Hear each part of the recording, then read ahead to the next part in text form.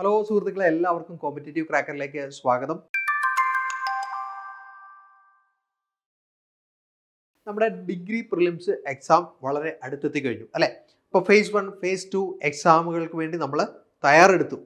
Okay, ഇനി ഈ ചെറിയ സമയത്തിനുള്ളിൽ നമുക്ക് വളരെ എളുപ്പത്തിൽ നമ്മുടെ പരീക്ഷയ്ക്ക് ചോദിക്കാനായിട്ട് സാധ്യതയുള്ള ഭാഗങ്ങൾ വളരെ വേഗത്തിൽ അല്ലേ, ഇൻസ്റ്റൻ്റ് ആയിട്ട് നമുക്കൊന്ന് വളരെ വേഗത്തിൽ പഠിച്ചു പോകാം. ഓക്കെ, പ്രത്യേകിച്ച് നമുക്കറിയാം ഹിസ്റ്ററി പോർഷൻ എന്ന് പറയുന്നത് 10 മാർക്കിന് ചോദ്യം വരുന്ന മേഖലയാണ്. കേരള ഹിസ്റ്ററി, ഇന്ത്യൻ ഹിസ്റ്ററി, അതുപോലെ വേൾഡ് ഹിസ്റ്ററി, 3 ഭാഗത്തു നിന്നുള്ള ചോദ്യങ്ങളാണ് നമുക്ക് പരീക്ഷയ്ക്ക് വരുന്നത്. വളരെ കൃത്യമായിട്ട് നമ്മൾ പഠിച്ച് തയ്യാറെടുത്തിട്ടുണ്ടെങ്കിൽ ഉറപ്പായിട്ടും നമുക്ക് പരീക്ഷയ്ക്ക് ഈ ഭാഗത്തു നിന്നുള്ള ചോദ്യങ്ങളെല്ലാം കൃത്യമായിട്ട് ആൻസർ എഴുതാനായിട്ട് സാധിക്കും. ഇന്ന് നമ്മൾ നോക്കാനായിട്ട് പോകുന്നത് നമുക്ക് ഈ പരീക്ഷയ്ക്ക് ഹിസ്റ്ററി പോർഷൻ എന്ന് വരാനായിട്ട് സാധ്യതയുള്ള ഒരു ഷുവർ ഷോട്ട് ക്വസ്റ്റ്യൻസ് ആണ് നമ്മൾ ഇന്ന് നോക്കാനായിട്ട് പോകുന്നത്. ഓക്കെ, സമയം കളയുന്നില്ല, വളരെ വേഗത്തിൽ നമ്മൾ ചോദ്യങ്ങളിലേക്ക് വരികയാണ്. ഓക്കെ, ആദ്യത്തെ ചോദ്യത്തിലേക്ക് വരികയാണെങ്കിൽ ഒരു സ്റ്റേറ്റ്മെൻറ്റ് ക്വസ്റ്റ്യൻ ആണ്. നമുക്കറിയാം ഇംഗ്ലണ്ടിലെ മഹത്തായ വിപ്ലവവുമായിട്ട് ബന്ധപ്പെട്ട് ചോദ്യം ഉണ്ടാകും. ഓക്കെ, അതുമായിട്ട് ബന്ധപ്പെട്ടൊരു ചോദ്യമാണിത്. എന്തുകൊണ്ടാണ് കിങ് ജെയിംസിൻ്റെ മതം പാർലമെൻറ്റ് അംഗങ്ങൾക്കും ഇംഗ്ലണ്ടിലെ ജനങ്ങൾക്കും ഒരു പ്രശ്നമായത് എന്നാണ് ചോദിച്ചിരിക്കുന്നത്. അപ്പോൾ സ്റ്റേറ്റ്മെൻറ്റുകൾ എന്തൊക്കെയാണ് തന്നിരിക്കുന്നത് നമുക്ക് നോക്കാം. 1, പോപ്പ് ഇംഗ്ലണ്ടിലേക്ക് വരുമെന്ന് അവർ ഭയപ്പെട്ടു. 2, അദ്ദേഹം കത്തോലിക്ക മതത്തെ ഔദ്യോഗിക മതമാക്കാൻ ആഗ്രഹിക്കുമെന്ന് അവർ ഭയപ്പെട്ടു. 3, ഇംഗ്ലണ്ടിലെ പ്രൊട്ടസ്റ്റന്റുകൾ അമേരിക്കയിലേക്ക് മാറുമെന്ന് അവർ ഭയപ്പെടുന്നു. 4, ഇംഗ്ലണ്ടിൻ്റെ ഔദ്യോഗിക മതത്തെ ബാപ്റ്റിസ്റ്റ് ആക്കാൻ അവർ ആഗ്രഹിച്ചു. ഇതിലേതാണ്, ഏത് സ്റ്റേറ്റ്മെൻ്റ് ആണ് കൃത്യമായിട്ടുള്ളത് എന്നാണ് നമുക്ക് കണ്ടെത്താനായിട്ടുള്ളത്. എന്തുകൊണ്ടാണ് കിങ് ജെയിംസിൻ്റെ മതം പാർലമെൻറ്റിലെ അംഗങ്ങൾക്കും ഇംഗ്ലണ്ടിലെ ജനങ്ങൾക്കും പ്രശ്നമായി തീർന്നത്? എന്തുകൊണ്ടാണ്? യെസ്, ഉത്തരത്തിലേക്ക് വരുവാണെങ്കിൽ ഉത്തരം ഏതാണ്? ഓപ്ഷൻ ബി ആണ് അല്ലേ? അദ്ദേഹം നമുക്കറിയാം ഒരു കാത്തോലിക്ക മതവിഭാഗത്തിലുണ്ടായിരുന്ന വ്യക്തിയായിരുന്നു. എന്നാൽ ഇംഗ്ലണ്ട് എന്ന് പറയുന്നത് എന്ത് രാജ്യമാണ്? ഒരു പ്രൊട്ടസ്റ്റൻ്റ് രാജ്യമാണ് അല്ലേ? അപ്പം ഒരു പ്രൊട്ടസ്റ്റൻ്റ് രാജ്യമായിട്ടുള്ള ഇംഗ്ലണ്ടിനെ ഒരു കാത്തോലിക്ക രാജ്യമാക്കി മാറ്റുമോ എന്ന് പാർലമെൻറ്റിലെ അംഗങ്ങളും ജനങ്ങളും ഭയപ്പെട്ടു. ആ ഒരു പശ്ചാത്തലത്തിലും കൂടിയാണ് എന്ത് ചെയ്യുന്നത്? യെസ്, ഇംഗ്ലണ്ടിൽ 1886 മഹത്തായ വിപ്ലവം നടക്കുന്നത് അല്ലേ? ഓക്കെ, അല്ലെങ്കിൽ ബ്ലഡ്ലെസ് റവല്യൂഷൻ എന്ന് നമ്മൾ വിളിക്കുന്നത്. ഓക്കെ, അപ്പോൾ ഇവിടെ കത്തോലിക്ക മതം ഇംഗ്ലണ്ടിലെ ഔദ്യോഗിക മതമാകാനായിട്ട് സാധ്യതയുണ്ട് ജെയിംസ് രണ്ടാമൻ്റെ കാലഘട്ടത്തിൽ. അതായിരുന്നു അവിടുത്തെ പ്രധാനപ്പെട്ട പ്രശ്നം. ഓക്കെ, അടുത്ത ചോദ്യത്തിലേക്ക് നമ്മൾ വരുവാണ്. ഇംഗ്ലീഷ് ആഭ്യന്തര യുദ്ധം നടന്നത് എന്തിനു വേണ്ടിയിട്ടായിരുന്നു എന്നാണ് ചോദിച്ചിരിക്കുന്നത്. പ്രൊട്ടസ്റ്റന്റുകാരും കാത്തോലിക്കരും തമ്മിലായിരുന്നു, പ്യൂരിറ്റന്മാരും ആംഗ്ലിക്കന്മാരും തമ്മിൽ. ഓപ്ഷൻ സി, രാജാവിനെ പിന്തുണയ്ക്കുന്നവരും അല്ലെങ്കിൽ പിന്തുണക്കാരും പാർലമെൻറ്റിൻ്റെ പിന്തുണക്കാരും തമ്മിലായിരുന്നു നടന്നത്. ഓപ്ഷൻ ഡി, പ്രഭുക്കന്മാരും കർഷകരും തമ്മിൽ. ആരൊക്കെ തമ്മിലായിരുന്നു ഇംഗ്ലീഷ് ആഭ്യന്തര യുദ്ധം നടന്നത് എന്നാണ് ചോദിച്ചിരിക്കുന്നത്. അതായത് മഹത്തായ വിപ്ലവം എന്തിനു വേണ്ടിയിട്ട് ആരൊക്കെ തമ്മിലായിരുന്നു നടന്നത്? ആരൊക്കെ തമ്മിലായിരുന്നു? നമ്മൾ പറഞ്ഞതേ ഉള്ളൂ അല്ലേ? ഓപ്ഷൻ സി ആണ്, രാജാവിനെ പിന്തുണയ്ക്കുന്നവരും പാർലമെൻറ്റിനെ പിന്തുണയ്ക്കുന്നവരും തമ്മിലായിരുന്നു എന്ത് ചെയ്യുന്നത്? മഹത്തായ വിപ്ലവം നടന്നത് അല്ലേ? അപ്പം പാർലമെൻറ്റിലെ ആൾക്കാർ എന്താണ് പറഞ്ഞത്? യെസ്, പാർലമെൻറ്റാണ് എല്ലാ കാര്യങ്ങളും തീരുമാനിക്കുന്നത്, അല്ലെങ്കിൽ അന്തിമമായിട്ട് തീരുമാനം എടുക്കുന്നത് പാർലമെൻറ്റാണ്. എന്നാൽ രാജാവിനെ പിന്തുണയ്ക്കുന്നവർ പറഞ്ഞു രാജാവാണ് തീരുമാനിക്കുന്നത് അല്ലേ? അപ്പോൾ ആർക്കാണ് അധികാരം കൂടുതൽ എന്നുള്ളതായിരുന്നു ഇവിടെ പ്രശ്നം അല്ലേ? അതിൻ്റെ കൂടെ തന്നെ ജെയിംസ് രണ്ടാമൻ എന്ന് പറയുന്ന രാജാവ്, അദ്ദേഹം ഒരു കത്തോലിക്ക മതവിഭാഗക്കാരനായിരുന്നു. അദ്ദേഹം ഇംഗ്ലണ്ടിലെ എല്ലാ മേഖലകളിലേക്കും കത്തോലിക്ക മതത്തെ തിരികെ കയറ്റാനായിട്ട് ഉള്ള ശ്രമം കൂടെ നടത്തി. ഈ ഒരു ബാക്ക്ഗ്രൗണ്ടിലാണ് എന്ത് ചെയ്യുന്നത്? മഹത്തായ വിപ്ലവം നടക്കുന്നത് അല്ലേ? ഓക്കെ, അടുത്ത ചോദ്യത്തിലേക്ക് വന്നു കഴിഞ്ഞാൽ ഇംഗ്ലണ്ടിൽ ഒരു ഭരണഘടനാപരമായിട്ടുള്ള രാജവാഴ്ച സ്ഥിരമായി സൃഷ്ടിച്ച വില്യമും മേരിയും അംഗീകരിക്കേണ്ടി വന്ന രേഖയുടെ പേരെന്താണ് എന്നാണ് ചോദിച്ചിരിക്കുന്നത്. ഇംഗ്ലണ്ടിൽ ഒരു ഭരണഘടനാപരമായിട്ടുള്ള രാജവാഴ്ച സ്ഥിരമായി സൃഷ്ടിച്ച വില്യമും മേരിയും അംഗീകരിക്കേണ്ടി വന്ന രേഖയുടെ പേരെന്താണ്? അവകാശ ഹർജി, അമേരിക്കൻ ഭരണഘടന, Magna Carta, English bill of rights. എന്തായിരുന്നു? Yes, English bill of rights ആണ് അതിൻ്റെ കൃത്യമായിട്ടുള്ള ആൻസർ അല്ലേ. നമ്മൾ വില്യം ആൻഡ് മേരി അല്ലേ, വില്യം ഓഫ് ഓറഞ്ച് അല്ലേ എന്നാണ് നമ്മൾ അദ്ദേഹത്തെ വിളിക്കുന്നത്. അപ്പോൾ അദ്ദേഹത്തെ എന്ത് ചെയ്യുകയാണ്? ഇംഗ്ലണ്ടിലേക്ക് വിളിച്ചു വരുത്തുകയാണ് ജനങ്ങൾ ചെയ്തത് അല്ലേ. ഇംഗ്ലണ്ടിലേക്ക് വിളിച്ചു വരുത്തി ഇംഗ്ലണ്ടിനെ ഈ ഒരു വലിയ കലുഷിതമായ സാഹചര്യത്തിൽ നിന്ന് രക്ഷിക്കണമെന്നുള്ള ഉള്ളൊരു താല്പര്യം അദ്ദേഹത്തെ അറിയിച്ചു അല്ലേ.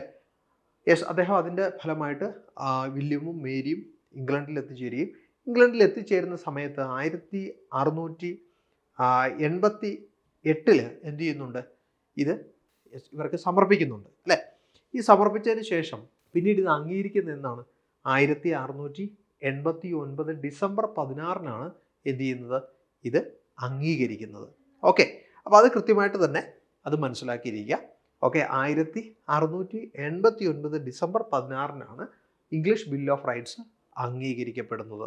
Okay, yes. ഇനി നമുക്ക് അടുത്ത ചോദ്യത്തിലേക്ക് വരുവാണെങ്കിൽ താഴെ പറയുന്നതിൽ ഏതാണ് ഫ്രാൻസിൽ രാജകീയ ശക്തിയുടെ പ്രതീകമായി കണക്കാക്കപ്പെട്ടിരുന്നത്? ഫ്രാൻസിലെ രാജകീയ ശക്തിയുടെ പ്രതീകമായി കണക്കാക്കപ്പെട്ടിരുന്നത് എന്തായിരുന്നു എന്നാണ് ചോദിച്ചിരിക്കുന്നത്. ചുവന്ന തൊപ്പി, ചെങ്കോല്, നിയമ ടാബ്ലറ്റ് ഇവയിലൊന്നുമല്ല. എന്തായിരുന്നു? രാജാക്കന്മാരുടെ അധികാരത്തിന് ഒരു പ്രതീകം ഉണ്ടായിരുന്നു. എന്തായിരുന്നു ഇതിൽ? യെസ്, ഓപ്ഷൻ 2 ചെങ്കോലായിരുന്നു അല്ലേ. ചെങ്കോലായിരുന്നു രാജാധികാരത്തിൻ്റെ ഒരു സിമ്പലായിട്ട് കരുതപ്പെട്ടിരുന്നത്. ഓക്കെ, അടുത്ത ചോദ്യത്തിലേക്ക് വരുവാണെങ്കിൽ വിപ്ലവത്തിന് മുമ്പ് ഫ്രാൻസിലെ സാമ്പത്തിക പ്രതിസന്ധിയുടെ പ്രധാന കാരണം എന്തായിരുന്നു? ഫ്രഞ്ച് റവല്യൂഷന് മുമ്പ് ഫ്രാൻസിൽ ചില സാമ്പത്തിക പ്രശ്നങ്ങളുണ്ടായി. അതിൻ്റെ പ്രധാന കാരണം എന്തായിരുന്നു എന്നാണ് ചോദിച്ചിരിക്കുന്നത്. ഓപ്ഷൻ എ അമിതമായിട്ടുള്ള സൈനിക ചെലവ്, ഓപ്ഷൻ ബി പ്രഭുക്കന്മാർക്ക് ഉയർന്ന നികുതി ഏർപ്പെടുത്തിയിരുന്നു, ഓപ്ഷൻ സി കോളനികളുടെ സാമ്പത്തിക ചൂഷണം, ഓപ്ഷൻ ഡി പുരോഹിതന്മാരുടെ ആഡംബര ചെലവ്. ഇതിലേതായിരുന്നു ഫ്രാൻസിലെ സാമ്പത്തിക പ്രതിസന്ധിയുടെ പ്രധാനപ്പെട്ട കാരണം? ഓക്കെ, ഉത്തരത്തിലേക്ക് വരികയാണെങ്കിൽ ആൻസർ എ ആണ്, അമിതമായിട്ടുള്ള സൈനിക ചെലവായിരുന്നു. അപ്പോൾ ഈ സമയത്തുള്ള പ്രശ്നം എന്തായിരുന്നു? യെസ്, ഫ്രാൻസും ബ്രിട്ടനും തമ്മിൽ നിരന്തരമായിട്ടുള്ള യുദ്ധങ്ങളിൽ ഏർപ്പെട്ടു. ഈ യുദ്ധങ്ങളിൽ ഫ്രാൻസിൽ വലിയ തോതിൽ പണം ചെലവഴിക്കേണ്ടതായിട്ട് വന്നു സൈനിക ആവശ്യങ്ങൾക്ക് വേണ്ടി. അതായിരുന്നു ഫ്രാൻസിൽ വിപ്ലവത്തിന് മുമ്പ് സാമ്പത്തിക പ്രതിസന്ധി ഉണ്ടാകാനായിട്ടുള്ള പ്രധാനപ്പെട്ട കാരണം. ഓക്കെ, അപ്പോൾ ഓപ്ഷൻ എ ആണ് അതിൻ്റെ കൃത്യമായിട്ടുള്ള ആൻസർ. യെസ്, അപ്പോൾ അടുത്ത ചോദ്യത്തിലേക്ക് നമുക്ക് വരാം. എന്താണ് ഭൂഖണ്ഡ വ്യവസ്ഥ അല്ലെങ്കിൽ കോണ്ടിനെൻ്റൽ സിസ്റ്റം എന്നാണ് ചോദ്യം ചോദിച്ചിരിക്കുന്നത്. എന്താണ് കോണ്ടിനെൻ്റൽ സിസ്റ്റം? ഒന്ന്, യൂറോപ്പിനെ ശക്തിപ്പെടുത്താനും ബ്രിട്ടനെ ദുർബലപ്പെടുത്താനുമുള്ള സാമ്പത്തിക പദ്ധതി. 2, പുതിയ സർക്കാർ സംവിധാനം. 3, നിക്ഷേപങ്ങൾ നേടുന്നതിനായി അമേരിക്കയുമായി സഹകരിച്ച് പ്രവർത്തിക്കുക. ഓപ്ഷൻ 4, നെപ്പോളിയൻ്റെ കീഴിൽ നടപ്പിലാക്കിയ സാമ്പത്തിക സംവിധാനം. അപ്പോൾ എന്താണ് കോണ്ടിനെൻ്റൽ സിസ്റ്റം എന്നാണ് ചോദിച്ചിരിക്കുന്നത്. എന്താണ് കോണ്ടിനെൻ്റൽ സിസ്റ്റം? എന്തിനു വേണ്ടിയിട്ടായിരുന്നു ഇത് നടപ്പിലാക്കിയത്? ആരായിരുന്നു നടപ്പിലാക്കിയത്? യെസ്, ഉത്തരത്തിലേക്ക് വരികയാണെങ്കിൽ ഓപ്ഷൻ യെസ് 1 അല്ലേ. യൂറോപ്പിനെ ശക്തിപ്പെടുത്താനും ബ്രിട്ടനെ ദുർബലപ്പെടുത്താനും ഉള്ള ഒരു സാമ്പത്തിക പദ്ധതിയായിരുന്നു കോണ്ടിനെൻ്റൽ സിസ്റ്റം അല്ലെങ്കിൽ ഭൂഖണ്ഡ വ്യവസ്ഥ. ഇതാരാണ് നടപ്പിലാക്കിയത്? യെസ്, നെപ്പോളിയൻ ബോണപ്പാർട്ടാണ് അല്ലേ. ഞാൻ പറഞ്ഞു ബ്രിട്ടനും ഫ്രാൻസും തമ്മിൽ നിരന്തരമായിട്ടുള്ള യുദ്ധം ഉണ്ടായിരുന്നു. അത് വ്യാപാര കാര്യങ്ങളിലേക്കും അത് വ്യാപിച്ചു.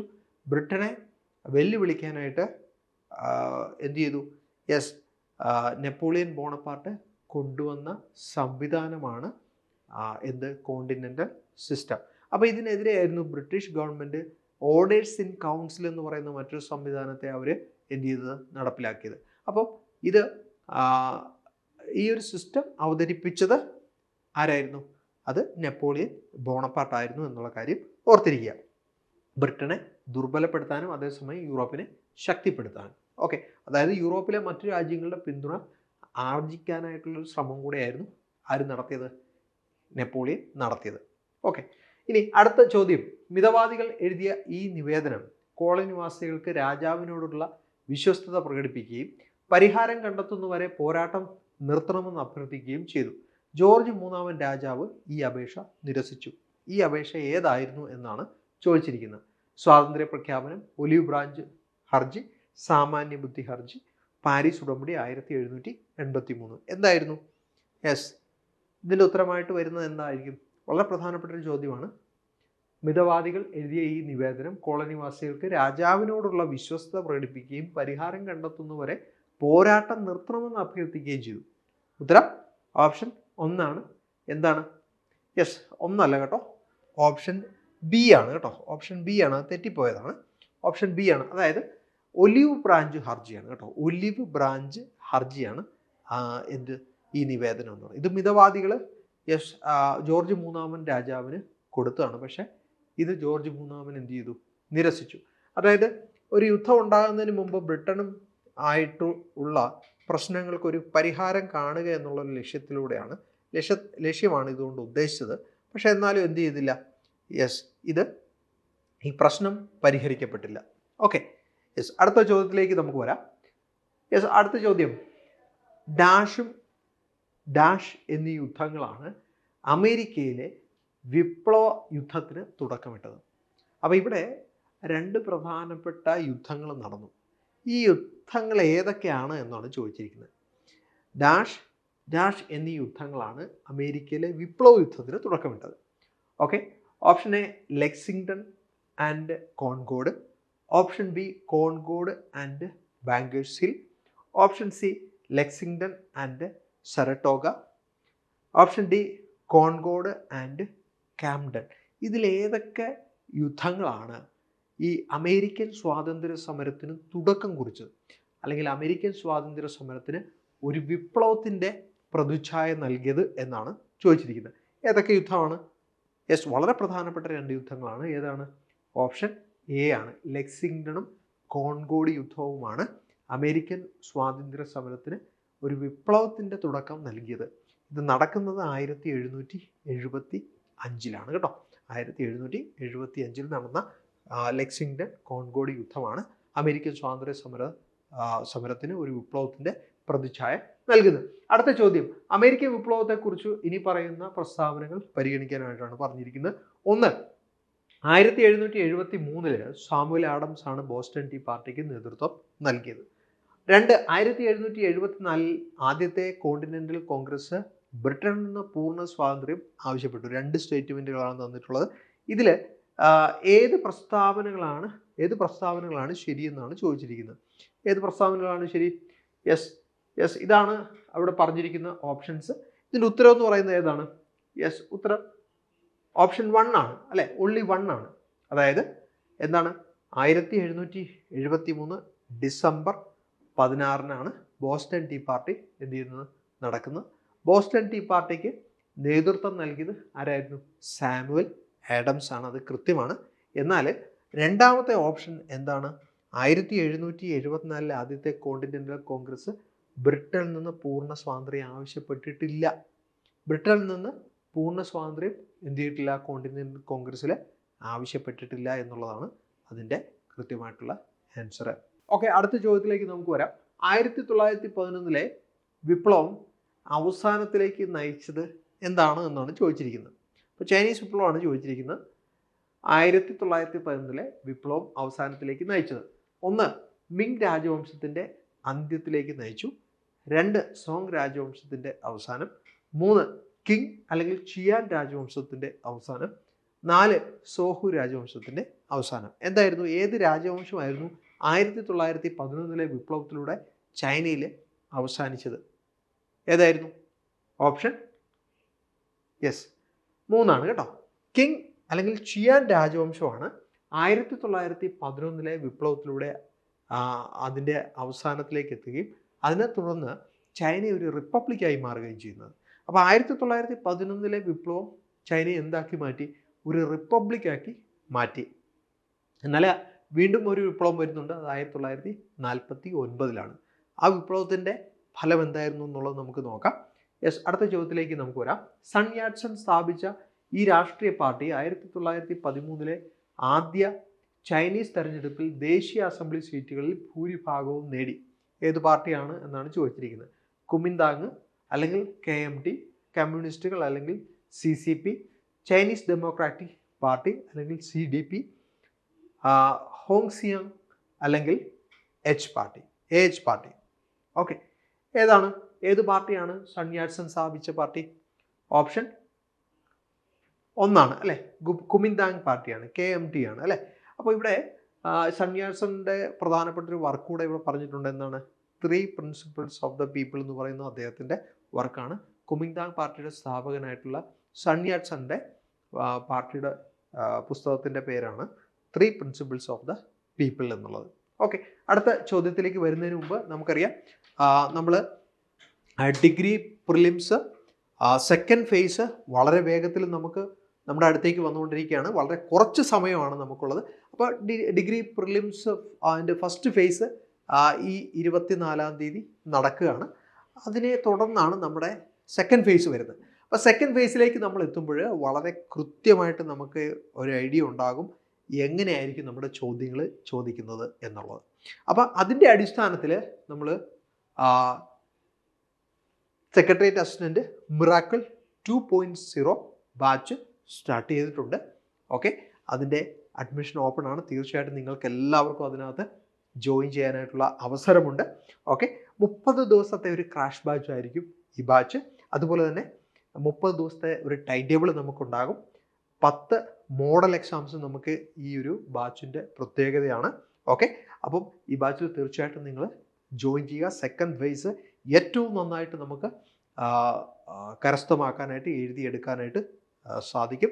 ഓക്കെ, അപ്പം കൂടുതൽ വിവരങ്ങൾക്ക് നിങ്ങൾ 85 90 20 23 23 എന്നുള്ള നമ്പറിൽ ഇപ്പോൾ തന്നെ കോൺടാക്ട് ചെയ്യുക. ഇന്ന് തന്നെ നിങ്ങളുടെ സീറ്റ് ഉറപ്പിക്കുക. പഠിത്തം വളരെ ആക്റ്റീവായിട്ട് സ്റ്റാർട്ട് ചെയ്യുക.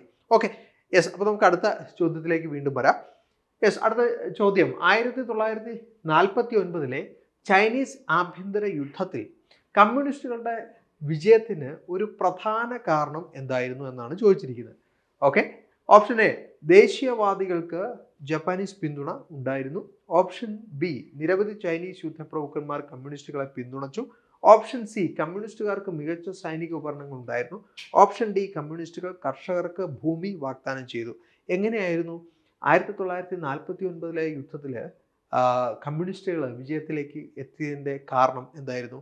ഓപ്ഷൻ ഡി ആണ് അല്ലെ. കമ്മ്യൂണിസ്റ്റുകൾ കർഷകർക്ക് ഭൂമി വാഗ്ദാനം ചെയ്തു. അതിലൂടെയായിരുന്നു കർഷകരുടെ പിന്തുണ ആർജിച്ചുകൊണ്ട് മാവോ സേതൂങ്ങിൻ്റെ ലോങ് മാർച്ച് എന്ത് വലിയ വിജയത്തിലേക്ക് എത്തിച്ചേരുകയും അങ്ങനെ 1949 ചൈനീസ് ആഭ്യന്തര യുദ്ധത്തിൽ കമ്മ്യൂണിസ്റ്റുകൾ വിജയിക്കുകയും ചെയ്യുന്നത്. അതിനെ തുടർന്നാണ് ചൈന ഒരു കമ്മ്യൂണിസ്റ്റ് രാജ്യമായിട്ട് മാറുന്നത്. ഓക്കെ, അടുത്ത ചോദ്യത്തിലേക്ക് വന്നു കഴിഞ്ഞാൽ ലെനിൻ നിർമ്മിച്ച റഷ്യൻ ലേബർ ക്യാമ്പുകളുടെ പേരെന്തായിരുന്നു എന്നാണ് ചോദിച്ചിരിക്കുന്നത്. ഗുലാങ്സ്, ഇന്റർമെന്റ്, ഗോണ്ടാനാമോ, ലെവൻവർത്ത്. ഏതായിരുന്നു റഷ്യൻ കമ്മ്യൂണിസ്റ്റ് പാർട്ടിയുടെ നേതാവായിരുന്ന ലെനിൻ നിർമ്മിച്ച ലേബർ ക്യാമ്പുകളുടെ പേര് എന്തായിരുന്നു? ഓക്കെ, ഓപ്ഷൻ 1 അല്ലേ, ഗുലാങ്സ് ആണ് അല്ലേ. ഗുലാങ്സ് എന്നാണ് അറിയപ്പെട്ടിരുന്നത്. അടുത്ത ചോദ്യത്തിലേക്ക് വന്നു കഴിഞ്ഞാൽ ലെനിൻ്റെ ഏപ്രിൽ തീസിസ് എന്നറിയപ്പെടുന്ന ആവശ്യങ്ങൾ ഏതാണ്? 1, ഒന്നാം ലോക മഹായുദ്ധം അവസാനിപ്പിക്കണം. 2, ഭൂമി കർഷകർക്ക് കൈമാറണം. 3, ബാങ്കുകൾ ദേശസാൽക്കരിക്കണം. 4, 2 മാത്രം. 5, മുകളിൽ പറഞ്ഞിരിക്കുന്നത് എല്ലാം. ഇതിലേതാണ് ഏപ്രിൽ തീസിസിൽ ഉൾപ്പെട്ടിരുന്ന ആവശ്യങ്ങൾ എന്നാണ് ചോദിച്ചിരിക്കുന്നത്. എന്താണ് ഇതിൻ്റെ കൃത്യമായിട്ടുള്ള ആൻസർ?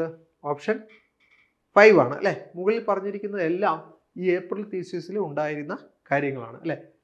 ഒന്നാം ലോക മഹായുദ്ധത്തിൽ നിന്ന് റഷ്യ പിന്മാറണം, കർഷകർക്ക് ഭൂമി നൽകണം, ബാങ്കുകൾ ദേശസാൽക്കരിക്കണം. ഇതെല്ലാം ഏപ്രിൽ തീസിസിൽ ഉണ്ടായിരുന്ന കാര്യങ്ങളാണ്. ഓക്കെ, ഇനി അടുത്തത് ഐക്യരാഷ്ട്രസഭയുടെ ആസ്ഥാനം എവിടെയാണ് സ്ഥിതി ചെയ്യുന്നത്? ഓക്കെ, നമുക്കറിയാവുന്നതാണ്. പക്ഷേ അതുമായിട്ട് ബന്ധപ്പെട്ട് 1-2 പ്രധാനപ്പെട്ട കാര്യങ്ങൾ പറയുന്നതിന് വേണ്ടിയിട്ടാണ് ഈ ചോദ്യം ഉൾപ്പെടുത്തിയിരിക്കുന്നത്. എവിടെയാണ്? പാരീസിലാണോ, ന്യൂയോർക്കിലാണോ, ഹേഗിലാണോ, ലണ്ടനിലാണോ? എവിടെയാണ്? നമുക്കറിയാം. യെസ്, ഉത്തരം ന്യൂയോർക്കാണ് അല്ലേ. ന്യൂയോർക്കിലാണ് ഐക്യരാഷ്ട്രസഭയുടെ കേന്ദ്രം സ്ഥിതി ചെയ്യുന്നത് അല്ലെ, ഹെഡ് ക്വാർട്ടേഴ്സ് സ്ഥിതി ചെയ്യുന്നത്. അപ്പോൾ ഇവിടെ പ്രധാനപ്പെട്ട ചില വിവരങ്ങൾ UN ബന്ധപ്പെടുത്തി ഒന്ന് മനസ്സിലാക്കി പോകേണ്ടതായിട്ടുണ്ട്.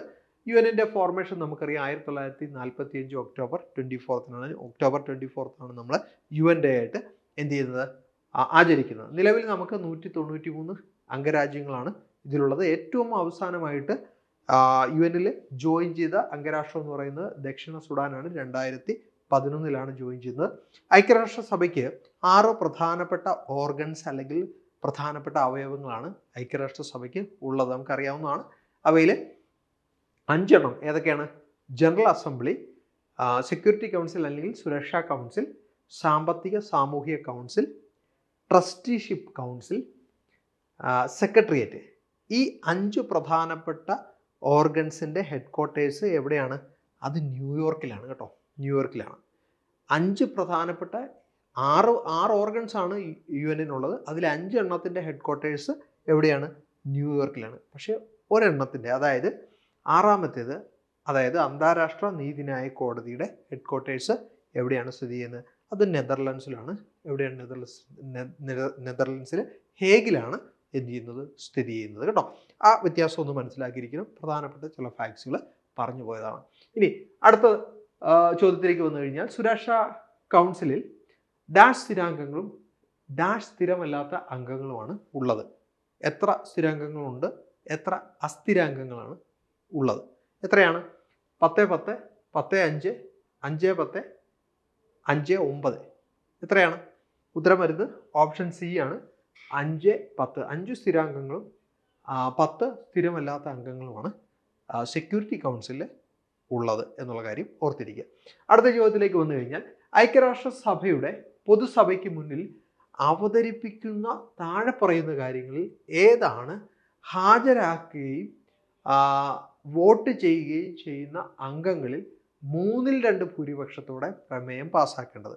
ഓക്കെ, അപ്പം നമുക്കറിയാം ഐക്യരാഷ്ട്രസഭയുടെ ജനറൽ അസംബ്ലി ഉണ്ട് അല്ലേ? UN-ൻ്റെ ജനറൽ അസംബ്ലിയിൽ അവിടെ ഒരു പ്രമേയം അവതരിപ്പിക്കപ്പെട്ട് കഴിഞ്ഞാൽ ഏത് പ്രമേയങ്ങളിലാണ് അവിടെ സന്നിഹിതരായിരിക്കുന്ന ഹാജരായിരിക്കുന്ന വ്യക്തികൾ 2/3 ഭൂരിപക്ഷത്തോടെ വോട്ട് ചെയ്ത് വിജയിപ്പിക്കേണ്ടത് ഏത് കാര്യങ്ങളിലാണ്, അല്ലെങ്കിൽ ഏത് പ്രമേയങ്ങളിലാണ് എന്നാണ് ചോദിച്ചിരിക്കുന്നത്. ഏതൊക്കെ പ്രമേയങ്ങളിലാണ് 2/3 ഭൂരിപക്ഷം, അതായത് സന്നിഹിതരായിരിക്കുന്ന വ്യക്തികളുടെ 2/3 ഭൂരിപക്ഷം വേണ്ടത് എന്നാണ്. 1, ഐക്യരാഷ്ട്രസഭയിലേക്ക് പുതിയ അംഗങ്ങളുടെ പ്രവേശനം. 2, സുരക്ഷാ കൗൺസിലിലെ സ്ഥിരമല്ലാത്ത അംഗങ്ങളുടെ തിരഞ്ഞെടുപ്പ്. 3, സാമ്പത്തിക സാമൂഹിക കൗൺസിലിലെ അംഗങ്ങളുടെ തിരഞ്ഞെടുപ്പ്. അപ്പോൾ ഇതിൽ 3 ഏതൊക്കെയാണ് എന്നാണ് ചോദിച്ചിരിക്കുന്നത്. ഏതൊക്കെയാണ്? യെസ്, നമുക്ക് അതിൻ്റെ ഒരു കോഡുണ്ട്. യെസ്, 1, 2 മാത്രം, 2, 3 മാത്രം, 1, 3 മാത്രം, 1, 2, 3 മാത്രം. ഏതാണ്? യെസ്, ഉത്തരം ഓപ്ഷൻ ഡി ആണ്. 1, 2, 3 ഇതെല്ലാം നമുക്ക് ആവശ്യമുള്ളതാണ് അല്ലേ? 2/3 ഭൂരിപക്ഷം നമുക്ക് ആവശ്യമുള്ളതാണ്. ഓക്കെ, അതിലേക്ക് നമുക്ക് വരാം. നോക്കി ഏതൊക്കെ കാര്യം ഐക്യരാഷ്ട്രസഭയിലേക്ക് പുതിയ അംഗങ്ങളെ പ്രവേശിപ്പിക്കുന്നതിന് നിലവിൽ ഹാജരായിരിക്കുന്ന അംഗങ്ങളുടെ 2/3 ഭൂരിപക്ഷം വോട്ട് വേണം. അതുപോലെ തന്നെ സുരക്ഷാ കൗൺസിലെ സ്ഥിരമല്ലാത്ത അംഗങ്ങളുടെ തിരഞ്ഞെടുപ്പ് അല്ലെ, നോൺ പെർമനന്റ് മെമ്പേഴ്സിൻ്റെ തിരഞ്ഞെടുപ്പിനും നമുക്ക് സന്നിഹിതരായിരിക്കുന്ന വ്യക്തികളുടെ 2/3 ഭൂരിപക്ഷം വേണം. സാമ്പത്തിക സാമൂഹിക കൗൺസിൽ, എക്കണോമിക് ആൻഡ് സോഷ്യൽ കൗൺസിലിലെ അംഗങ്ങളെ തിരഞ്ഞെടുക്കുന്നതിന് നമുക്ക് 2/3 ഭൂരിപക്ഷം നമുക്ക് ആവശ്യമായിട്ട് ഉണ്ട്. അതാണ് പറഞ്ഞിരിക്കുന്നത്. ഐക്യരാഷ്ട്രസഭയുടെ സാമ്പത്തിക സാമൂഹിക അനുബന്ധ പ്രവർത്തനങ്ങൾ ഏകോപിപ്പിക്കുന്ന ഓർഗനാണ് ഏത്? എക്കണോമിക് ആൻഡ് സോഷ്യൽ കൗൺസിൽ കേട്ടോ. വളരെ പ്രധാനപ്പെട്ടതാണ്. ഐക്യരാഷ്ട്രസഭയിൽ സാമ്പത്തികമായിട്ടുള്ള എല്ലാ കാര്യങ്ങളിലും അതിൻ്റെ കോഓർഡിനേറ്റിംഗ് ഏജൻസിയാണ് ഏത്? എക്കോസോക്ക്, എക്കണോമിക് ആൻഡ് സോഷ്യൽ കൗൺസിൽ എന്ന് പറയുന്നത് കേട്ടോ. യെസ്, അടുത്ത ചോദ്യത്തിലേക്ക് വന്നു കഴിഞ്ഞാൽ, ചിത്തോർ കോട്ടയെ കീഴടക്കിയത് താഴെ പറയുന്നതിൽ ഏത് സുൽത്താനാണ് എന്നാണ് ചോദിച്ചിരിക്കുന്നത്. ഇപ്പം മിഡീവൽ കാലഘട്ടത്തിൽ നിന്നൊരു ചോദ്യമാണ്. ചിത്തോർ കോട്ടയെ കീഴടക്കിയത് താഴെ പറയുന്നതിൽ ആരാണ്? കുത്തബ്ദീൻ ഐബക്ക്, ഇൽത്തുമിഷ്, അലാവുദ്ദീൻ ഖിൽജി, ഗിയാസുദ്ദീൻ തുഗ്ലക്ക്. ആരായിരുന്നു? യെസ്, റാണി പത്മിനിയെ പിടിച്ചെടുക്കുന്നതിന് വേണ്ടി മേവാറിലെ രാജാവായിട്ടുള്ള റാണ രത്തൻ സിംഗിനെ പരാജയപ്പെടുത്തിയത് ആരായിരുന്നു എന്നാണ് ചോദിച്ചിരിക്കുന്നത്. ആരായിരുന്നു? യെസ്, ഉത്തരം സി ആണ്, അലാവുദ്ദീൻ ഖിൽജിയാണ് അല്ലേ. പത്മാവത് എന്ന് പറയുന്ന പുസ്തകമൊക്കെ വളരെ ചർച്ചയായിട്ടുള്ള പുസ്തകമാണ് അല്ലേ. മാലിക് മുഹമ്മദ് ജയ്സി എഴുതിയ പത്മാവത്, അതിനെപ്പറ്റി ഒരു സിനിമയും, പത്മാവതി എന്ന് പറയുന്നൊരു ഹിന്ദി സിനിമയും ഒക്കെ വരികയൊക്കെ ചെയ്തിട്ടുണ്ട് അല്ലേ. ഓക്കെ, അപ്പം അലാവുദ്ദീൻ ഖിൽജിയാണ് ചിത്തോർ കോട്ട കീഴടക്കിയത്. ഓക്കെ, അവിടെ നിന്ന് റാണ രത്തൻ സിംഗിനെ പരാജയപ്പെടുത്തിയതിനു ശേഷമാണ് റാണി പത്മിനിയെ അദ്ദേഹം കൈവശപ്പെടുത്താനായിട്ട് ശ്രമിക്കുന്നത്. ഓക്കെ, അടുത്ത ചോദ്യത്തിലേക്ക് വന്നു കഴിഞ്ഞാൽ, ഇന്ത്യ വിടുന്നതിന് മുമ്പ് തൈമൂർ ഇന്ത്യയിൽ ഡെപ്യൂട്ടിയായി ആരെയായിരുന്നു നിയമിച്ചത്, അല്ലെങ്കിൽ ഡാഷിനെ നിയമിച്ചു? തിമൂർ ഇന്ത്യ ആക്രമിച്ചു അല്ലേ. തിമൂർ ഇന്ത്യ ആക്രമിച്ച് തിരിച്ചു പോകുമ്പോൾ അദ്ദേഹത്തിൻ്റെ ഒരു ഡെപ്യൂട്ടി ഇവിടെ നിയമിച്ചു. ആരായിരുന്നു? 1 സിക്കന്ദർ ലോധി, 2 ആലാം ഷാ, 3 കിസർ ഖാൻ, 4 മുഹമ്മദ് ഷാ. ആരായിരുന്നു? ഉത്തരം ഓപ്ഷൻ 3 ആണ്, കിസർ ഖാൻ സയ്യിദാണ്. കിസർ ഖാൻ അങ്ങനെ സയ്യിദ് ഡൈനാസ്റ്റി വരുന്നു. ലോധികൾക്ക് ശേഷം എന്ത് ചെയ്തു, സയ്യിദുകൾക്ക് ശേഷം എന്ത് ചെയ്യുന്നു, പിന്നീട് ലോധി വരുന്നു അല്ലേ. അപ്പം ഈ തുഗ്ലക്കുകളുടെ കാലഘട്ടത്തിലാണ് ശരിക്കും തിമൂർ ഇന്ത്യ ആക്രമിക്കുന്നത്. അപ്പോൾ തിമൂർ ഇന്ത്യ ആക്രമിച്ചതിന് ശേഷം ഇന്ത്യയിൽ 2 വർഷത്തോളം ഭരണമില്ലായിരുന്നു. അപ്പം തിമൂർ ഇന്ത്യയിൽ നിന്ന് തിരിച്ചു പോകുന്ന സമയത്ത് ഈ കിസർ ഖാൻ സയ്യിദിനെ എന്ത് ചെയ്തു, അടുത്ത ഡൽഹിയിലെ അധികാരിയാക്കി വെച്ചു, വൈസ്രോയി ആയിട്ട് നിയമിച്ചു. വൈസ്രോയി ആയിട്ടാണ് നിയമിക്കുന്നത്. അദ്ദേഹം സുൽത്താൻ എന്നുള്ള പദവിയൊന്നും എടുത്തില്ലായിരുന്നു. അപ്പം കിസർ ഖാനോട് കൂടിയാണ് സയ്യിദ് ഡൈനാസ്റ്റി ഡൽഹിയിൽ എന്ത് ചെയ്യുന്നത്, അധികാരത്തിലിരിക്കുന്നത്. സയ്യിദ് ഡൈനാസ്റ്റിക്ക് ശേഷം ലോധി ഡൈനാസ്റ്റിയോടുകൂടി ഡൽഹിയിൽ സുൽത്താൻമാരുടെ ഭരണം അല്ലെങ്കിൽ ഡൽഹി സുൽത്താനേറ്റിൻ്റെ കാലഘട്ടം അവസാനിക്കുകയാണ് ചെയ്യുന്നത് അല്ലേ. ഓക്കെ, അടുത്ത ചോദ്യത്തിലേക്ക് നമ്മൾ വരികയാണെങ്കിൽ 1576 ഹൽദി ഘാട്ടി യുദ്ധത്തിൽ മുഗൾ സൈന്യത്തിന് നേതൃത്വം നൽകിയത് ആരാണ് എന്നാണ് ചോദിച്ചിരിക്കുന്നത്. Okay, option A Rana Pratap, option B Bairam Khan, option C Man Singh, option D Shah Jahan. ആരായിരുന്നു? ഹൽദി ഘാട്ടി യുദ്ധം വളരെ പ്രധാനപ്പെട്ടതാണ്. 1576 അക്ബറിൻ്റെ കാലഘട്ടത്തിലാണ് യുദ്ധം നടക്കുന്നത്. അക്ബറും ആരും തമ്മിലാണ് യുദ്ധം നടക്കുന്നത്? ഉത്തരം ഇതിനകത്തുണ്ട് അല്ലേ. ആദ്യം നമുക്ക് ഇതിൻ്റെ ഉത്തരത്തിലേക്ക് എത്താം, അതിനുശേഷം അക്ബറിൻ്റെ കൂടെ ആരാണ് യുദ്ധം ചെയ്തതെന്ന് നോക്കാം. ഓക്കെ, ഉത്തരം ഓപ്ഷൻ സി ആണ്. മാൻസിംഗ് ആണ് ഹൽദി ഘാട്ടി യുദ്ധത്തിൽ മുഗൾ സൈന്യത്തിന് നേതൃത്വം നൽകിയത്. മാൻസിംഗ്. അക്ബർ ഈ യുദ്ധത്തിൽ റാണ പ്രതാപുമായിട്ടാണ് എന്ത് ചെയ്യുന്നത്, മഹാറാണ പ്രതാപുമായിട്ടാണ് യുദ്ധത്തിൽ ഏറ്റുമുട്ടിയത്. ഓക്കെ, യുദ്ധം വളരെ കാലം നീണ്ടു നിന്നു. പക്ഷേ അന്തിമമായിട്ടുള്ള വിജയം ആർക്കൊന്നും നമുക്കിന്നും പറയാനായിട്ട് പറ്റത്തില്ല. എന്താണ്? മഹാറാണ പ്രതാപ് അതിശക്തമായിട്ട് അവസാനം വരെ എന്ത് ചെയ്തു, പോരാടി. ഓക്കെ, അദ്ദേഹം പരാജയം സമ്മതിച്ചില്ല. എന്നാൽ അദ്ദേഹത്തിൻ്റെ കുറേയധികം സ്ഥലങ്ങൾ പിടിച്ചെടുക്കാനായിട്ട് മുഗൾ സൈന്യത്തിന് സാധിച്ചു എന്നുള്ളതാണ്. ഓക്കെ, അടുത്ത ചോദ്യത്തിലേക്ക് നമുക്ക് വരാം. നോക്കിയേ, ഷാജഹാൻ്റെ കാലഘട്ടത്തിൽ ഇന്ത്യ സന്ദർശിച്ച ഫ്രഞ്ച് സഞ്ചാരികളിൽ ഒരാൾ ആരാണ് എന്നാണ് ചോദിച്ചിരിക്കുന്നത്. ഷാജഹാൻ്റെ ഭരണകാലത്ത് ഇന്ത്യ സന്ദർശിച്ച ഫ്രഞ്ച് സഞ്ചാരികളിൽ ഒരാൾ ആരാണ്? Bernier, Ibn Battuta, Fahien, Hiuen Tsang. ആരാണ്? ഉത്തരം വന്നു കഴിഞ്ഞാൽ ഓപ്ഷൻ ബി ആണ്, ബെർണിയർ ആണ്. ഓപ്ഷൻ എ ആണ് കേട്ടോ, സോറി, ബി അല്ല, ഓപ്ഷൻ എ ആണ്, ബെർണിയർ ആണ്. അപ്പം ഷാജഹാൻ്റെ കാലഘട്ടത്തിൽ ഒരുപാട് വിദേശ സഞ്ചാരികൾ ഇന്ത്യയിൽ എത്തിയിട്ടുണ്ട്. ഈ സമയത്ത് ഇംഗ്ലണ്ടിൽ നിന്ന് ഇന്ത്യയിലെത്തിയ വളരെ പ്രധാനപ്പെട്ട മറ്റൊരു യാത്രികനായിരുന്നു ആര്? പീറ്റർ മുണ്ടി. ഓക്കെ, പീറ്റർ മുണ്ടി ഇന്ത്യയിൽ എത്തുമ്പോഴത്തേക്കും ഇന്ത്യയിൽ വലിയ ക്ഷാമം ആയിരുന്നു ഉണ്ടായിരുന്നത്. അപ്പോൾ വളരെ കടുത്ത ക്ഷാമമായിരുന്നു. മൃഗങ്ങൾ പോലും വഴിയിൽ ചത്ത് അഴുകി കിടക്കുന്ന സാഹചര്യമായിരുന്നു ഉണ്ടായിരുന്നത്. ഇതൊക്കെ അദ്ദേഹത്തിൻ്റെ ദൃക്സാക്ഷിപൂരണം പോലെ അദ്ദേഹത്തിൻ്റെ വർക്കിൽ അദ്ദേഹം എഴുതിയിട്ടുണ്ട്. അടുത്ത ചോദ്യത്തിലേക്ക് വന്നു കഴിഞ്ഞാൽ ലിസ്റ്റ് 1നെ ലിസ്റ്റ് 2വുമായിട്ട് യോജിപ്പിക്കാനായിട്ടാണ് പറഞ്ഞിരിക്കുന്നത്. ഓക്കെ, താഴെ തന്നിരിക്കുന്ന കോഡുകളിൽ നിന്ന് ശരിയായ ഉത്തരം നമുക്ക് കണ്ടെത്തുകയും വേണം. ലിസ്റ്റ് 1ൽ ബാബർ, ഹുമയൂൺ, അക്ബർ, ജഹാംഗീർ. ലിസ്റ്റ് 2ൽ ജാമിയ മസ്ജിദ്, സംഭാൽ. ലിസ്റ്റ് അതുപോലെ തന്നെ 2 ദിൻബന, 3 ജഹാംഗീരി മഹൽ, 4 അക്ബറിൻ്റെ ശവകുടീരം. അപ്പോൾ ഇതിൻ്റെ ഓപ്ഷൻസ് തന്നിരിക്കുന്ന അടുത്ത പേജിലാണ്. ഇതാണ് അതിൻ്റെ കൃത്യമായിട്ടുള്ള കോഡുകൾ.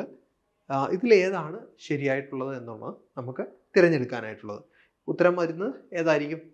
ഓക്കെ, നിങ്ങൾ വീഡിയോ കാണുമ്പോൾ അത് പോസ് ചെയ്തിട്ട് ഉത്തരത്തിലേക്ക് എത്താൻ പറ്റുമെന്ന് നോക്കണം. ഓക്കെ, ഇവിടെ ഉത്തരം ബി ആണ് അല്ലേ. 1, 2, 3, 4 എന്നുള്ളതാണ് കൃത്യമായിട്ടുണ്ട് അതിൻ്റെ മാച്ചിങ്. അപ്പോൾ ബാബറാണ് സംഭാലിൽ ജാമി മസ്ജിദ് സ്ഥാപിക്കുന്നത്. ഹുമയൂണാണ് ദിൻബന എന്ന് പറയുന്ന സിറ്റി എന്ത് ചെയ്യുന്നത്, ഡൽഹിയിൽ സ്ഥാപിക്കുന്നത്. അക്ബറാണ് ജഹാംഗീരി മഹൽ സ്ഥാപിക്കുന്നത്. ജഹാംഗീറാണ് അക്ബറിൻ്റെ ശവകുടീരം പൂർത്തിയാക്കുന്നത്. അപ്പോൾ അത് കൃത്യമായിട്ട് നേരെ മാച്ചിങ് ആണ്. 1, 2, 3, 4 എന്നുള്ള അതേ ഓർഡറിൽ തന്നെയാണ് നമ്മളത് പഠിക്കേണ്ടത്. ഓക്കെ, അടുത്ത ചോദ്യത്തിലേക്ക് നമുക്ക് വരാം. താഴെ പറയുന്നവരിൽ ആരാണ് ബംഗാളിൽ ഇരട്ട ഗവൺമെൻറ് അല്ലെങ്കിൽ ഡ്യുവൽ ഗവൺമെൻറ് സംവിധാനം നിർത്തലാക്കിയത്? Robert Clive, Lord Cornwallis, Warren Hastings. മുകളിൽ പറഞ്ഞവ ഒന്നുമല്ല. ആരായിരുന്നു ഡ്യുവൽ ഗവൺമെൻറ് കൊണ്ടുവന്നതും ആരായിരുന്നു അവസാനിപ്പിച്ചതും? വളരെ പ്രധാനപ്പെട്ട ചോദ്യമാണ് അല്ലേ. ആരായിരുന്നു ഇവിടെ ഡ്യുവൽ ഗവൺമെൻറ് സംവിധാനം നിർത്തലാക്കിയത്? ഓപ്ഷൻ ഏതാണ്? ഓപ്ഷൻ സി ആണ് അല്ലേ. വാറൻ ഹേസ്റ്റിങ്സ് ആണ് ഡ്യുവൽ ഗവൺമെൻറ് ബംഗാളിൽ അബോളിഷ് ചെയ്യുന്നത്. എന്നാൽ ആരായിരുന്നു ഡ്യുവൽ ഗവൺമെൻറ് ഇരട്ട ഭരണ സംവിധാനം കൊണ്ടുവന്നത്? റോബർട്ട് ക്ലൈവ് ആയിരുന്നു അല്ലേ.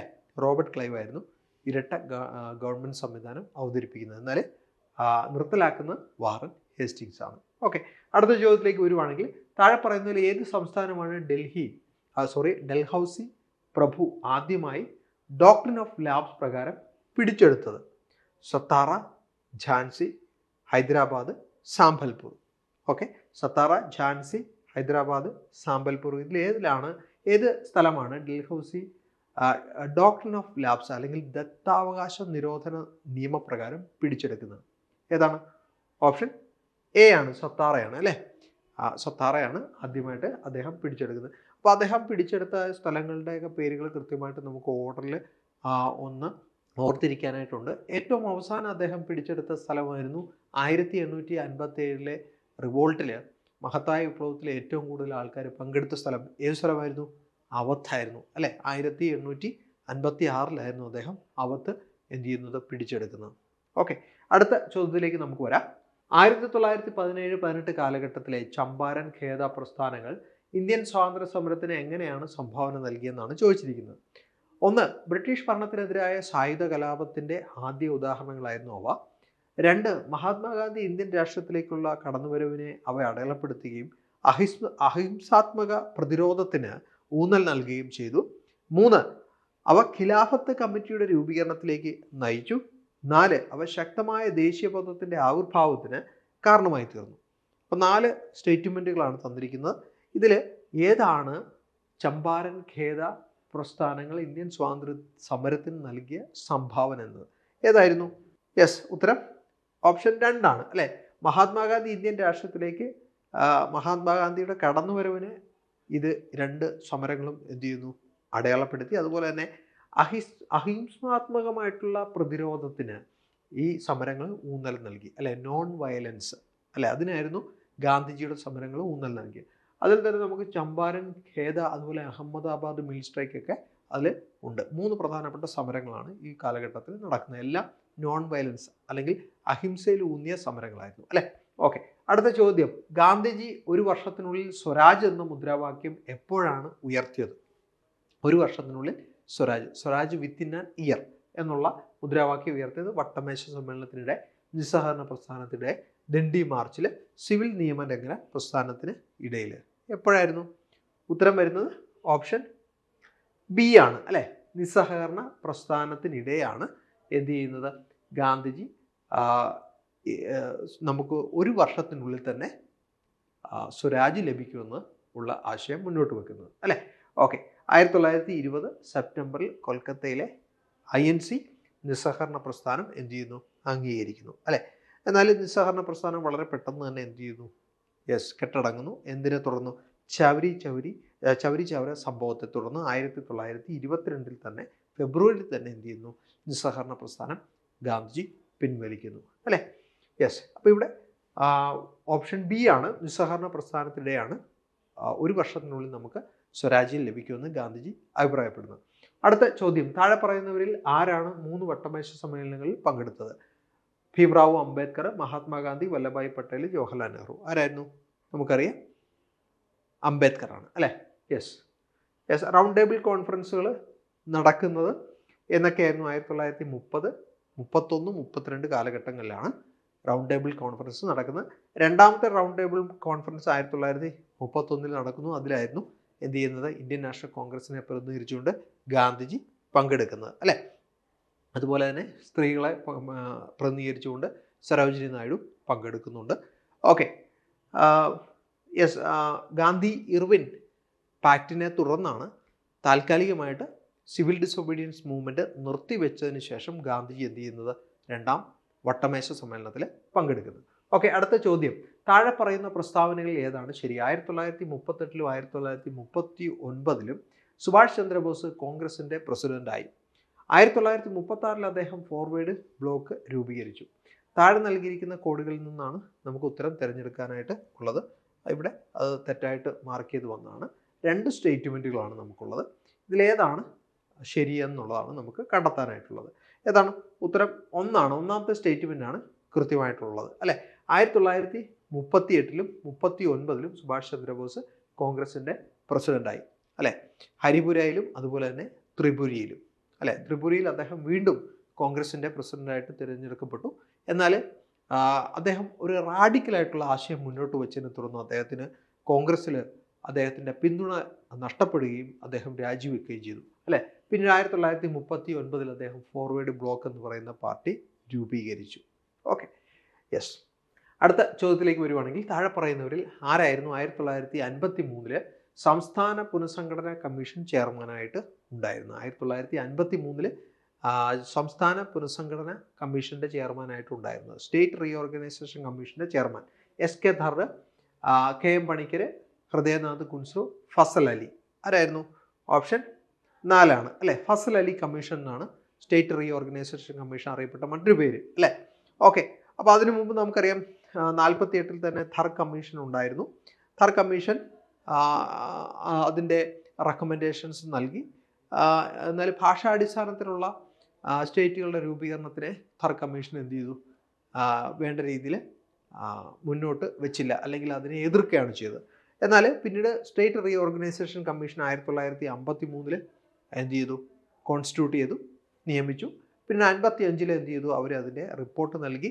56 സ്റ്റേറ്റ് റീഓർഗനൈസേഷൻ ആക്ട് പാസ്സാക്കപ്പെട്ടു, അല്ലേ. ഓക്കെ, അപ്പോൾ ഈ കമ്മീഷൻ ഉണ്ടായിരുന്ന മറ്റു 2 പേര് KM പണിക്കരും അതുപോലെ തന്നെ ഹൃദയനാഥ് കുൻസ്രു ആയിരുന്നു, അല്ലേ.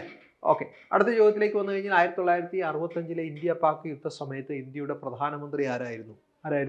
ജവഹർലാൽ നെഹ്റു ആണോ, ഇന്ദിരാഗാന്ധിയാണോ, ലാൽ ബഹദൂർ ശാസ്ത്രിയാണോ, രാജീവ് ഗാന്ധിയാണോ? ആരായിരുന്നു? ഓക്കെ, ഉത്തരം 3 അല്ലേ. ലാൽ ബഹദൂർ ശാസ്ത്രിയാണ്. നമ്മൾ പാകിസ്ഥാനുമായിട്ട് യുദ്ധം ചെയ്ത വർഷങ്ങൾ 47, 48, 47 മുതൽ 48 വരെ ആദ്യം യുദ്ധം നടക്കുന്നു. പിന്നീട് 65, 1971, 99, ഇപ്പോൾ നമ്മൾ 2005 ഒരു യുദ്ധം സമാനമായ സാഹചര്യം ഉണ്ടായി, അല്ലേ. ഓപ്പറേഷൻ സിന്ദൂർ, അല്ലേ. പേര് നൽകിയത് നമ്മുടെ പ്രധാനമന്ത്രിയാണ്, നരേന്ദ്രമോദിയാണ്, അല്ലേ.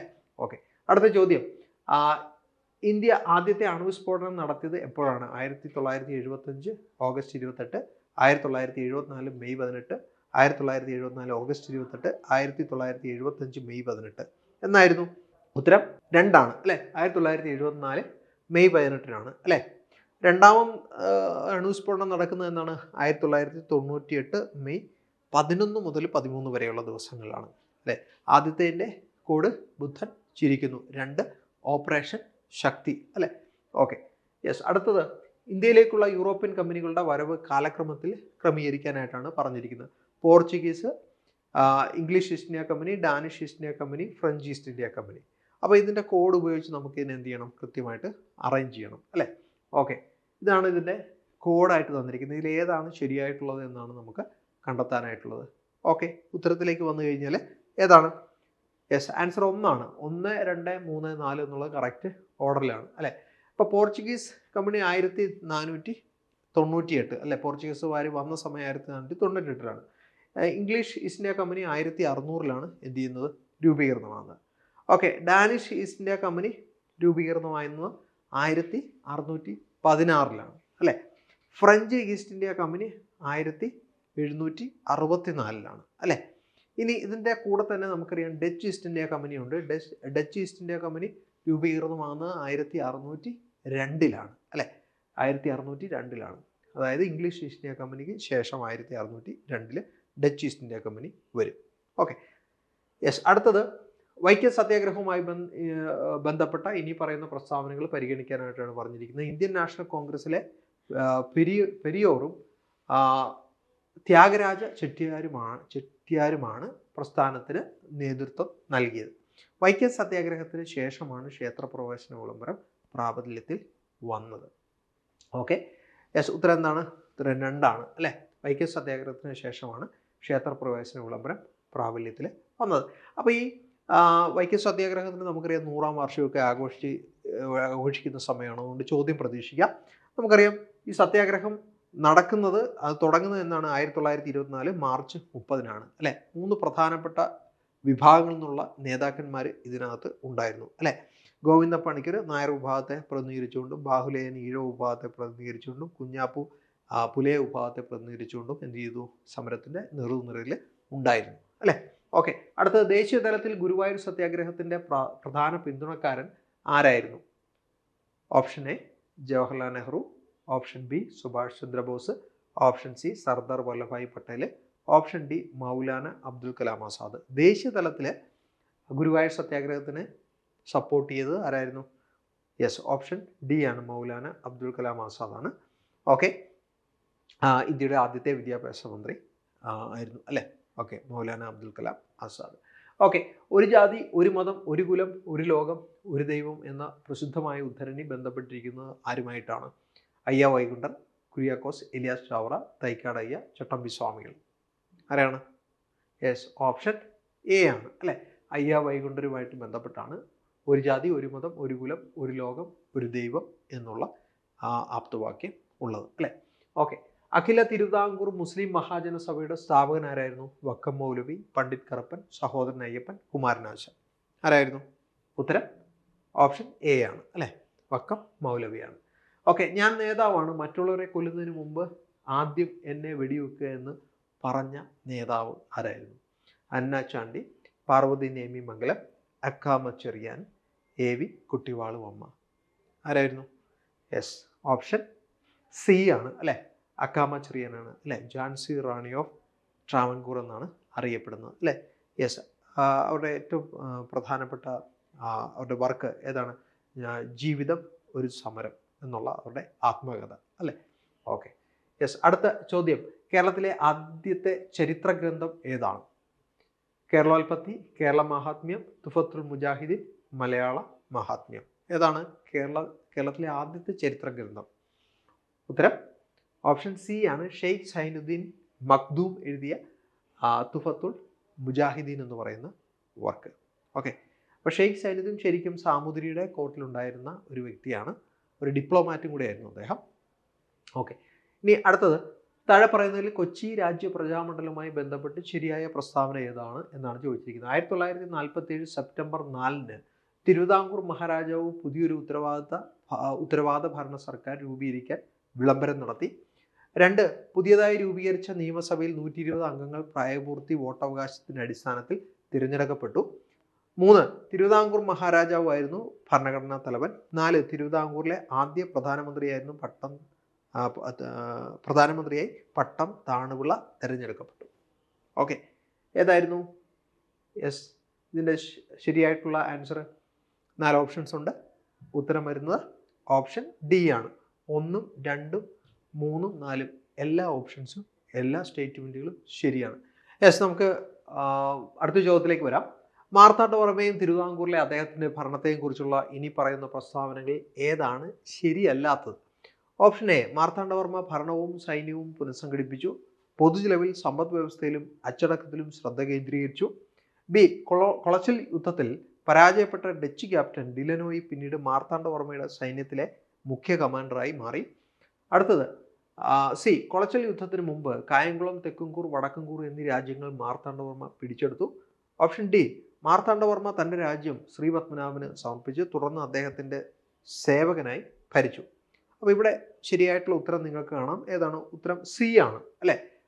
ശരിയല്ലാത്തത്, കൊളച്ചിൽ യുദ്ധത്തിന് മുമ്പ് കായംകുളം, തെക്കുംകൂർ, വടക്കുംകൂർ എന്നീ രാജ്യങ്ങൾ മാർത്താണ്ഡവർമ്മ പിടിച്ചെടുത്തു എന്നുള്ളതാണ് അവിടെ ശരിയല്ലാത്ത അല്ലെങ്കിൽ തെറ്റായിട്ടുള്ള സ്റ്റേറ്റ്മെൻറ്റ്. ശരിക്കും ഈ സ്ഥലങ്ങൾ അദ്ദേഹം പിടിച്ചെടുക്കുന്നത് കൊളച്ചിൽ യുദ്ധത്തിന് ശേഷമാണ്. അതായത് 1741 ശേഷമാണ് കായംകുളം, തെക്കുംകൂർ, വടക്കുംകൂർ എന്നീ രാജ്യങ്ങളെ മാർത്താണ്ഡവർമ്മ പിടിച്ചെടുക്കുന്നത്. Okay, yes. അടുത്ത ചോദ്യത്തിലേക്ക് വന്നു കഴിഞ്ഞാൽ നോക്കിയേ, ആദ്യത്തെ കേരള നിയമസഭ നിലവിൽ വന്നത് ഏത് തീയതിയിലാണ്? അപ്പം ഡേറ്റ് നമുക്കൊന്ന് മനസ്സിലാക്കി പോകേണ്ടതായിട്ടുണ്ട്. ഏത് തീയതിയിലാണ് ആദ്യത്തെ കേരള നിയമസഭ വന്നത്? 1956 ഓഗസ്റ്റ് 15, 1957 ജനുവരി 1, 1957 ഏപ്രിൽ 1, 1957 മെയ് 5 എന്നായിരുന്നു. ഉത്തരം സി ആണ് അല്ലേ? 1957 ഏപ്രിൽ 1 എന്ത് ചെയ്യുന്നത്? യെസ്, ആദ്യത്തെ കേരള നിയമസഭ നിലവിൽ വരുന്നത്. Okay, yes. അടുത്ത ചോദ്യത്തിലേക്ക് വന്നു കഴിഞ്ഞാൽ, കേരള മോഡൽ വികസനത്തിന് പിന്നിലെ പ്രധാന സാമ്പത്തിക വിദഗ്ധൻ ആരായിരുന്നു? കേരള മോഡൽ ഡെവലപ്മെൻറ്റിന് അതിൻ്റെ പുറകിൽ പ്രവർത്തിച്ച സാമ്പത്തിക വിദഗ്ധൻ ആരായിരുന്നു? A, Amartya Sen, B, MS Swaminathan, C, KN Raj, D, TM Thomas Isaac. ആരായിരുന്നു? ഓപ്ഷൻ സി ആണ് അല്ലേ? ഡോക്ടർ KN രാജ് ആയിരുന്നു 1970കളിൽ കേരള മോഡൽ ഡെവലപ്മെൻറ്റ് എന്നുള്ള ആശയത്തിലേക്ക് വഴിതെളിച്ച ഏറ്റവും പ്രധാനപ്പെട്ട സാമ്പത്തിക വിദഗ്ധൻ അല്ലേ? Okay, yes. അപ്പോൾ ഇത്രയും പ്രധാനപ്പെട്ട ചോദ്യങ്ങളും ഉത്തരങ്ങളുമാണ് നമ്മൾ ഇന്ന് ഡിസ്കസ് ചെയ്തത്. ഓക്കെ, പ്രിലിംസ് എക്സാമിന് ചോദിക്കാൻ സാധ്യതയുള്ള ഹിസ്റ്ററി മേഖലയിൽ നിന്ന് ചോദിക്കാൻ സാധ്യതയുള്ള ചോദ്യങ്ങളാണ് നമ്മൾ ഡിസ്കസ് ചെയ്തത്. എല്ലാവരും കൃത്യമായിട്ട് പഠിക്കുക, നല്ല രീതിയിൽ പരീക്ഷ എഴുതുക. Okay, thank you.